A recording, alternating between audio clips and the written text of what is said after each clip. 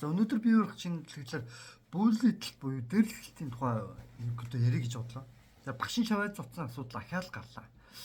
За энэ асуудал гарсан байна. Яасан гэхээр жудаа бүхэн олимпийн зэрэглэлийн шүүгч тэ ингэс цэцэг шаваа зодож шатнаас түлхэж унгааснаар хэн тархиндаа цус харуулж эсвүүцэд хэвтэн имжлүүлж байна гэж байгаа. Ер хэвтэн чившилтэй зөв имжлүүлж байна. Тэгээд энэ дэр ингээ болсон үйл явдлууд байна л да. Тэгээд бичлэгийн та нар харчих юу ч та гэсэн. За эхнээс нь ахлаад ханаах. За одоо энд энэ инх цэцэг гэдэг энэ юмхтэй явж байгаа шиг байна. Цохиод авсан шүү энэ хүмүүсээ харсан уу? Ахаад өшиглээд авч байгаа шиг байна. Доо.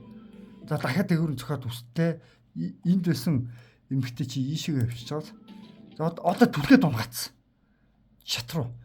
Энэ нөгөө нэг юу лээ? Нөгөө урсдаг шат واخгүй юу? За одоо урсдаг шатнаас өнкрөөд гараад ирнэ. Одоо та нар хараарай. За тэр өнкрөөд гараад ирсэн. Нэг хүн босгож байна.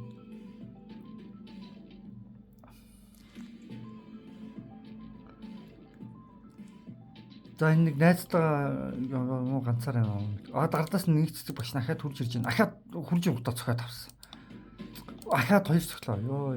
Ёо. 3 цоглоо. 4. Oh my god. За.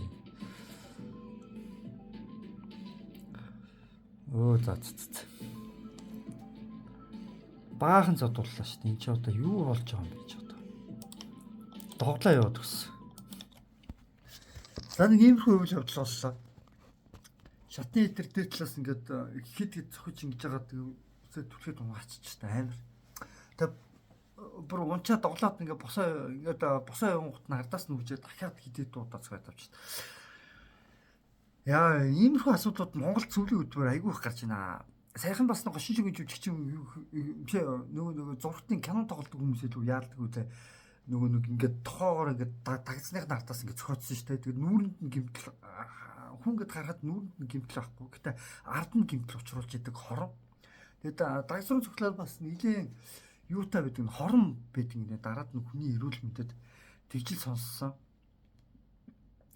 Тэгээд манай монголчин урлаг соёлын ер нь юунууд жоохон ингээд дээшигээ ингээд жоохон мөнгөтэй болоо жоохон компанитай болоо тийм үү аль сүлд нэг тодорхой хэмжээнд нэг жоохон алдар нэр хүндэд хүрээд ирэхтэй л бусдыг дээрлэж болно яаж болно хогчин яадгийн ийдгийн гэдэг нэг ийм балер цаанд бүр нийтэд нь суучаад байна.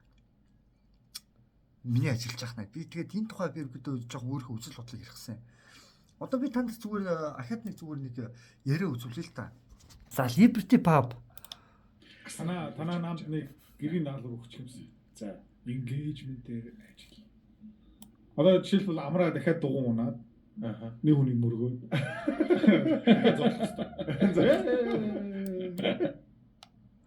Тэгэд энэ чинь нэг амраач урд нэг хүчлийн бэрхшээлтэй нэг мөргөлөө яалаа нэг зогцлоо яалаа нэг бөө юм болоодсэн шүү дээ нэг хэсэг.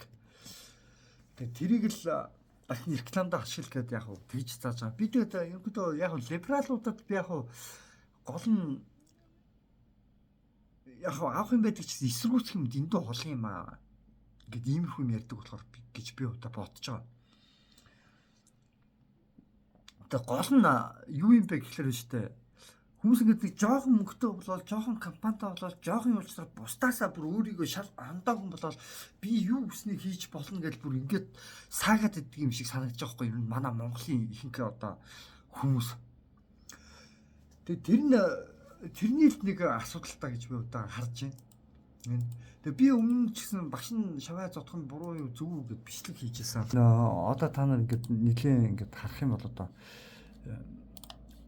нэлийн өмнө би одоо зөндөө олон бичлэг хийжсэн дөө. Тэгээд багшин шаваа зодох нь буруу юу зөв үү гэд бичлэг хийжсэн. Тэгээд за хаана энэ доор нэг тийм нэг багшин сурагчаа зодох нь зөв үү буруу зөв ингээд хийжсэн. Бичлэг ингээд хийгээд авчихсан. Тэгээд энэс хойш маш олон хүмүүс ухаалж суусан баг гэж би одоо бодчихсон. Гэхдээ одоо ч гэсэн хүмүүс хүчирхийллийн тухай ярьдаг хэрнээ хүчирхийл байсаар л байна. Тэг миний гол хэлэх гээд байгаа санаа юу юм бэ гэхээр одоо Liberty гэдэг энэ одоо либерал яриад байгаа тийм үү? Одоо саяны тэр нэг юм чинь ингэж яриад байгаа хүмүүс чинь өөрсдөө юу штэ. Тийм ээ. Яриад байгаа хүмүүс чинь өөртөө хүний эрхчлөөг ангууд дээр өндрөр үнэлэх ёстой. Тэгээд одоо хувийн өмч байхгүй биш ээ. Хувийн өмч байх ёстой. Өмч байх ёсгүй. Хүмүүсийг хоосон тижээхгүй гэл тиймэрхүү юм ярьдаг хүмүүс шүү дээ. Тэгээд иймэрхүү либерти амраануудтай хүмүүс урд нь ажиллаж исэн бэ гэхээр иймэрхүү хүмүүс ажиллаж исэн. За та нар зүгээр харж байгаа. Хаана. За ингээд энэ сайн зураг мураг гэл либерти пабд ингээд ажиллаж исэн хүмүүс ирж исэн. Тэгээд гол нь одоо яг юу байгаад байгаа юм бэ гэхэлэр шүү дээ. Одоо та нар ингээд доошлуулад ингээд харах юм болно шүү дээ. Энд чи та нар одоо юу ярьж байгааг ингээд хардаа одоо ингээд. Дахин өстрийн сонгуульд оролцохгүй бол тэд хэмжээний өгдөө шүү дээ. Аль ч оронд өгдөг. Яг үндэ хэлэхэд энэ чинь жирийн төрийн аль багч, жирийн эрдэмтэн хүн, жирийн багш хүн, жирийн одоо ажил хийж исэн хүмүүс чинь төрд ажилд орж ирж байгаа. Маргааш нь ажилгүй болоод тэгээ яаж амьдрах вэ? Бусад газар байдаг зарчим. Энийг зүгээр нийтлэг тэр төрийн албаны тэр зарчмын дээр уялдуулах, сайжруулах гэдэг дээр би санал нэг байна. Түүнээс биш эн чинь зарим хүмүүс шиг ямар насаараа идэх бизнестэй юм ба чи хэцүү шүү дээ. Одоо би бол жишээ надад бол маргааш одоо би ажилгүй боллоо гэж мэдэхгүй. Одоо яаж арга гэртээ одоо хоолндоо авах гэхлээр надад проблем үүснэ гэсэн үг шүү дээ. Тэгээ би зүгээр яг л энэ л асуудлыг бас юмын нэг тууш тий. Залуу гүшүүд орж ирэх бас үед тий. Тэгээ чи нөгөө нэг дандаа эсвэл асууд нөгөө нэг зүгээр төрийн жирийн албаагч эсвэл жирийн багш эрдэмтэн багш эмчнэр орж ирээд энэ төр хууль тогтоогчоор хийчээ тэгээ болж болохгүй. Энэ дараа батлан байхгүй гэдэг бол амар том эрсдэл واخгүй нэг талтай. Тэгэхээр энэ хүмүүс чинь эсвэл одоо тий энийг айдуулаа энэ гол нь яах гэдэг юм бэ гэхээр да гэртээ хоосож авчихгүй. Тэгээд иргэдтэйгээ ижилхэн 3 сарын тэтгэмжил аав. Илэнцгийн чинь 40-50 сая төгрөгөөр тижээлэх вэ? Пак юу гэдэг ингээ гаргацсан л байл та энэ. Тэгээд би бол хувьдаа юу гэж хэлж байгаа юм гэхээр да одоо та нар ингээд харалтаа байна тийм ээ. Либерти паб мабд ингээд гардаг энэ хүмүүс чинь л тэгэл өөрснөө нэг иймэрхүү хүмүүс шүү дээ. Та нар зүгээр жоохон бодоод үзэхгүй дөө тийм ээ. Тэгээд нэг либерти паб дээр гарч идэг хүмүүс үл юм ярьж идэг хүмүүс шүү дээ. Тэгээд цагдаа тулвал тэгээд өөрснийх нь эрх шилж чухал байгаа шүү дээ. Яг ажил хийж байгаа хүн шударгаар ажил хийж байгаа мөнгө авна гэж нөө үгүй байгаа шүү дээ. Зүгээр эрх ашиг нэлсэн либерти либерал эрхчлөө гэж гэсэн нэрийн дор зүгээр эрх ашигаа нэг тавьсан хүмүүсийн цоглуулга юм шиг л надад зүгээр санагдал явж байгаа байхгүй юу ерөнхийдөө. Тэгээ жоохон харгис хэрцгийд үү. Тийм ээ. Тэгээд нэг юу яасан хүнийг зүгээр одоо ингээд мөргөд одоо унгаач хэрэгтэй ч гэж одоо реклам хийж гэх юм те. Нэг иймэрхүү юм яриад суучдаг. Тэгтэл манай монголчууд за ийм те өөдгөө гэдэг юм биш тийм ээ. Би урд нь бас нэг хэдэн жилийн өмнө нэг одоос арай нэг гайгүй байх үедээ яажсэн гэхээр хэдэн охтуудтай болцдог байлаа л да. Тэгж яагаад яажсэн гэхээр нэг хоёр охин ороод ирж байгаа байхгүй юу. Тэгээд хоёулантай за ингээд найзууд юм бахта за хоёулантай танилцъя гэж хоёулантай ингээд танилцах гал ингэж байгаа штэ. Тэгээд тэгсэн чи хардаас гийгүй дараад нэг охин ингээд дуурж чадаа сонин царайлал над руу нэг харж чадахгүй бүр айгүй сонин болж байгаа бол гараа авчиж байгаа байхгүй юу. Тэгээд би ингээд гайхаж байгаа байхгүй. За эн чинь яагаад ингэж вэ? Түрүүний тэр охин яг яасан бэ гэдэг ингээд асуусан чинь тэр бол миний ажилтан байна. Би бол тэрнийг өстө эрхэдэл шүү дээ. Яавал яа шүү дээ. Би тэр бол өстө миний үгэнээс гарна гэж байхгүй. Тэр миний ажилтан юм байна. Над бол үнэхээр таалагдаагүй тэр охин тэр захирал охиных нь яриа. Oh my god би дахиж уулзаагүй. За болио бошон шиг зүхтаа гэдээ би зүхтааж байгаа байхгүй. Манай Монголын яг нөгөө энэ хүмүүс яадаг юм гэхэл нэг жоохон мөнгөтэй болчих штэ. Жоохон мөнгөтэй болоод жоохон бизнестэй болоод жоохон нэг бусдаасаа нэг төрүүлээд нэг жоохон хөлөө олчих штэ. Тэвэн утаас. За би станер амар хүн би станер гэл нэгээ тарадлах гэж хэлэхгүй. Би нэг юмд би итгэдэг байхгүй. Юу юм гэхээр мөнгө биш штэ. Мөнгө биш штэ. Ямар ч хүмүүс дээр очиж болно. Хүн ядуу хүн дээр очно баян хүн дээр ямар ч хүн мөнгөтэй болж болно. Харин тэр мөнгө биш дээ. ердөөсөө тухайн хүнийг биш дээ. Зөвхөн дотоод мөн чанарыг л илэрхийлдэг байхгүй. Хүн мөнгөтэй боллоо гэж зарим хүмүүс өөрчлөгддөг. Зарим хүмүүс өөрчлөгддөг. Зарим хүмүүс улам бүр тэр мөнгөө сайн сайхан юмд ашигладаг.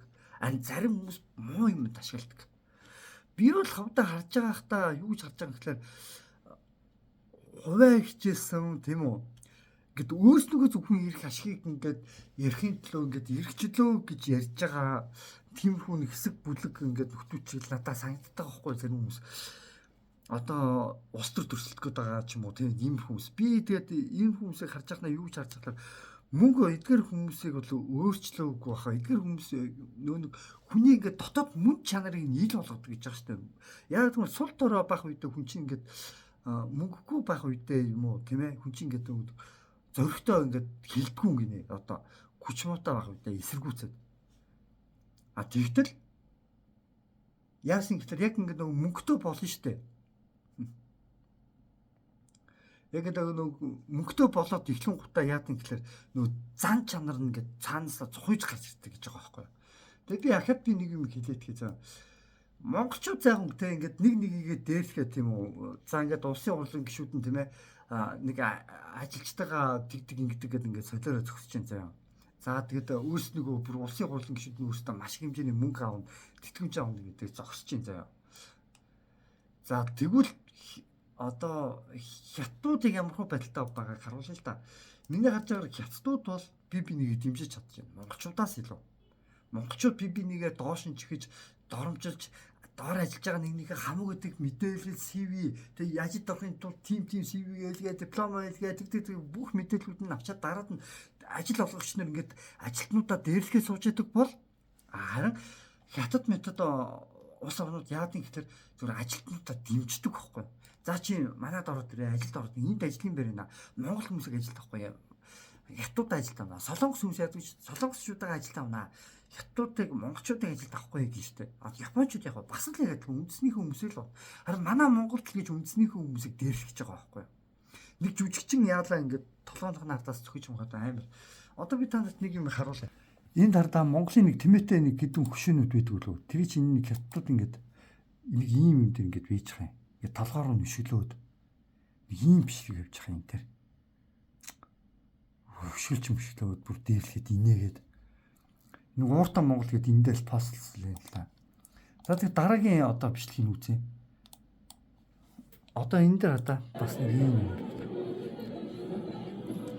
Хятад манай Жисалын Батбатар гэдэг очиж шít. 35,000-аас их маш олон хятадууд байх шиг үнэж байгаа хэвчээ харж байна. Хаасаагүй хятадууд маш олон ороод ирсэн. Хата монголчууд хүнжил дотор ингээд хоорондоо ингээд байлдаад байж хагаад би нэгээ доромжлоод би нэгээ дээрлэхэд би нэгээ буулидаа тийм үү зүг ашиг онж гэж байж хагаад хятад ардуураас чинь дундаас чинь завшаад байна. Ойлгож гинөө та нар. Монголын ард юм байна. Энийг би та нарт хэлэх гэсэн. Тэгээ та бүхэн энийг бүр маш сайн ойлгосоо гэж бодож хүснэ энэ яриаг ярьж байгаа. Тэгээд миний хувьд бол яг ч юм гэхээр бид нар одоо нэг цул болохгүй бол одоо утган утахгүй бол дэлхийн 3 дахь танд идэх бол магадлал маш өндөртэй байгаа шүү гэдгийг би одоо хэлмээр байна. Өмнөх би бичлэгнүүд дээрээ дамжуулж би зөндөө хэлжсэн. Байгаа. Та нар дэлхийн 3 дахь танд эхлэх магадлалтай гэдээ би өнгөдөө хэлсэн шүү дээ. Энэ Нострадамусын зөвлөлөөр улс төрийн прогноз хийгээд улс төрийн зөвгөнөл нэг өстө хийсэн гэсэн үг л дээ. Энэ бичлэгийг та бүхэн сайн үзээрэй. За тэгээд өнөөдөр 2025 оны 1 сарын 14 22 цаг 22 минут болж байна. Энэ хүрээд энэ бичлэг өндөрлөө.